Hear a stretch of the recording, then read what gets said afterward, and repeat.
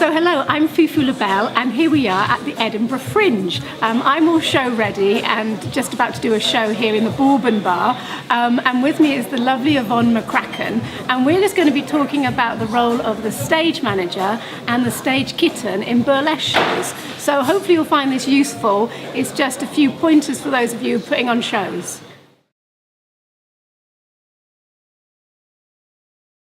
I think being a stage manager, you absolutely have to liaise with the performers for a start. You have to be that person who almost acts as a filter between the producer and the performers and everything else that's going on backstage. So it's a mixed, it's like every show is like absolutely different in terms of what the roles are. You could sometimes be liaising with performers weeks in advance, depending on how technical their act is. You should always be prepared to liaise with sound tech, the venue staff, that kind of thing. And you no doubt will be doing the supporting the role of the kitten, picking things up as well. It's not like this large grandois thing that, oh, you know, there's a hierarchy, but you definitely should be prepared to get your hands dirty, so to speak.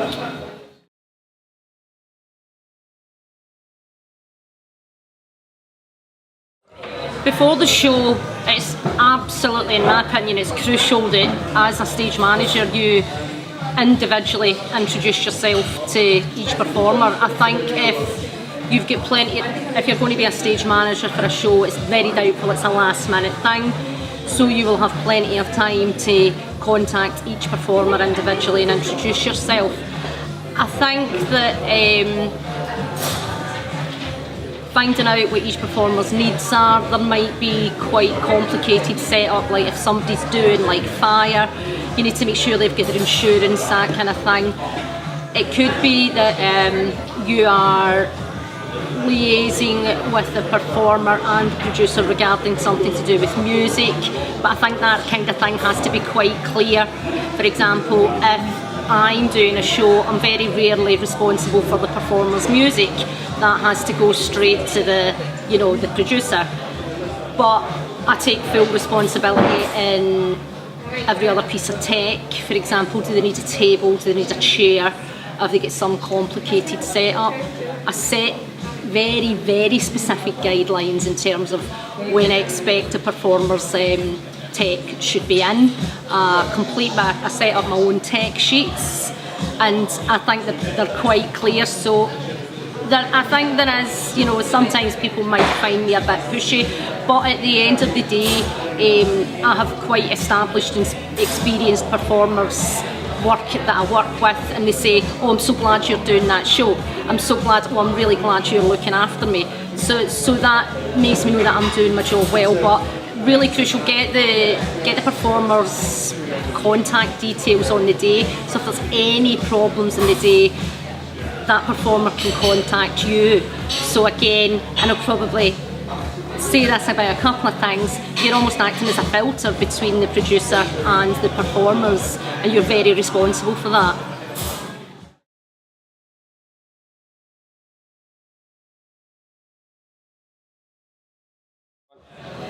For the stage manager on the day, that 100%, as far as I'm concerned, the most important thing is that if you're not first at the venue, you need to be one of the first people there. You need to make sure everything's okay. If performers are turning up and there's nobody there to greet them or tell them where to go, it's quite unprofessional.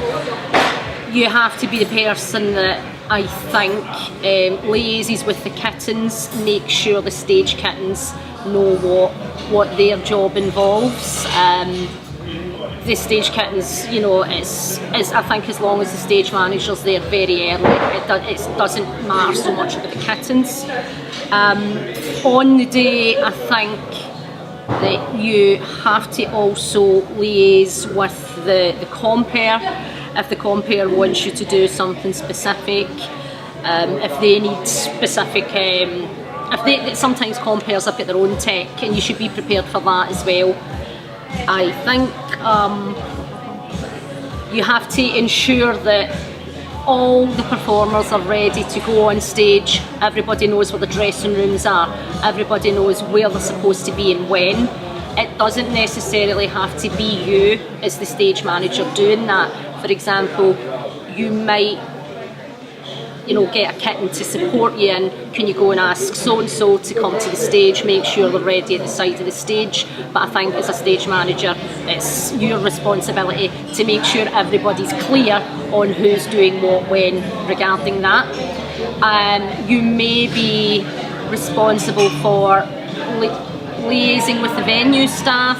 You could be liaising with the sound people. You could even be liaising with the photographers. I mean, the photographers might come into the venue and say, oh, well, I don't know where he's set up and that's not a good place. And you might have to negotiate around that and try and support them in that way.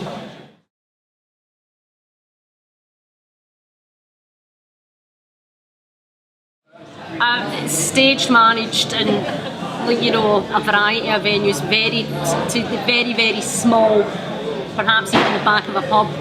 Say, you know, for example, you've got the Sherman Theatre, which is one of the national theatres in Wales, and there can be a very, very big difference in that. For example, chances are in a smaller venue, like maybe you would be in the Fringe, you have to be quite clear with your performers that they're not going to necessarily get all their lighting requests and their tech and that kind of thing. So sometimes, as I can quote someone on this, sometimes it's a case of people will come with you with lighting requests and say, I want this, that, and it's a case of the lights are on or the lights are off. In larger theatre venues, you know, we've got the Tram Shed in Cardiff and again the Sherman, we can more often meet requirements of the, you know, the performer. But I feel that as a stage manager, it's definitely up to me to liaise between people. If people are saying to me, well, I would expect to be asking weeks in advance. If somebody's saying, I want this light, I want that light, and I need this, I would be having that conversation with them way in advance. So they're not just turning up in the day and saying, well, I asked for a red swash, and it's not going to happen. And I think, you know, it's up to me to inform the performers of that. Sometimes changing rooms vary. Changing rooms vary in venues an awful lot. I think it's very, very important to make people aware of what the changing facilities are going to be like. For example, you'd be lucky enough in some venues that you might have a shower. Performers might expect that when they turn up, but if you're perhaps performing in a small pub or club, that's not going to be available, and you have to make performers aware that they might be in a very big space, a very small space, as long as it meets their needs on the night, but they have to be aware of that in advance.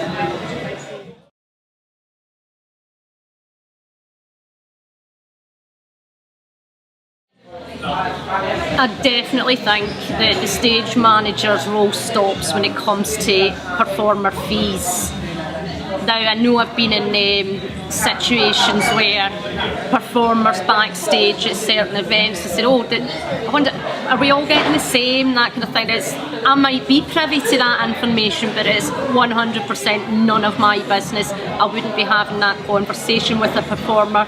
It's not my place. If any performer has an issue with their fees or a question, I would every time direct them to the promoter.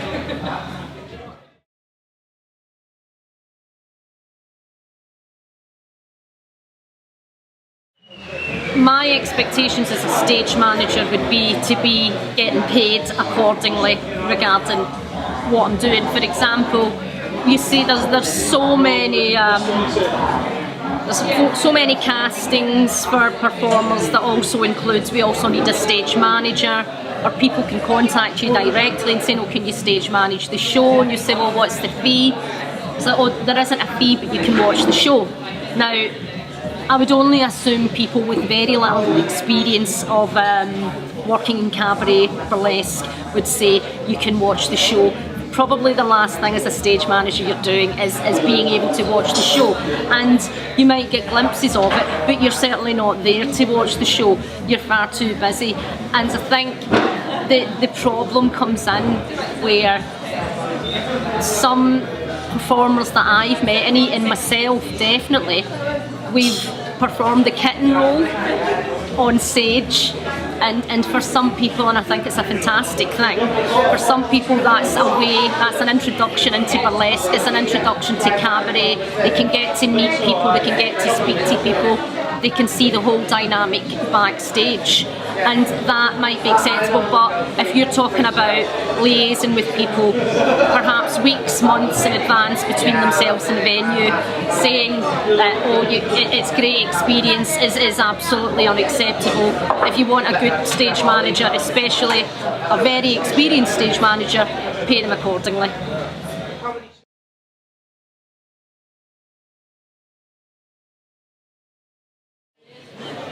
You have to have a really in-depth discussion with the promoter or the producer of the show. You can't leave anything down to assumption. For example, you may have a producer who thinks, oh, you've stage managed that show, you're very experienced, I'm just going to assume you know what I want.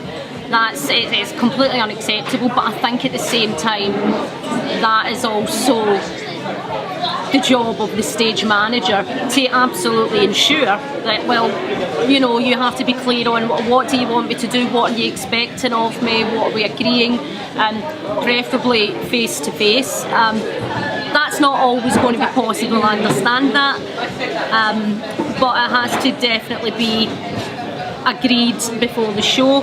There might be times where you run you're working stage managing a fairly regular show that you do, like Self and Your Good Self, and there will be a certain dynamic that, because you're so used to working with someone, there'll be a certain dynamic that I will know what you want, you will know that I'm looking after things backstage, and I would think that that's really important to me, that a producer or a promoter feels absolutely assured that if I'm there backstage and if you're getting ready for your own act or you're dealing with something else, then I'm able to run things backstage.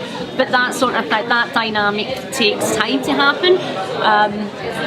But in the beginning, assuming that you've never worked before, it has to be agreed, and it's the responsibility of both parties to say, no, I'm not clear on that, or yes, this is what I want you to do, and agree.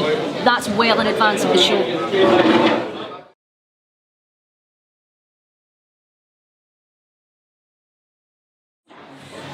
The stage kitten essentially is responsible for setting up and picking up, so that could be setting fans on the stage, setting props on the stage. That's their main responsibility.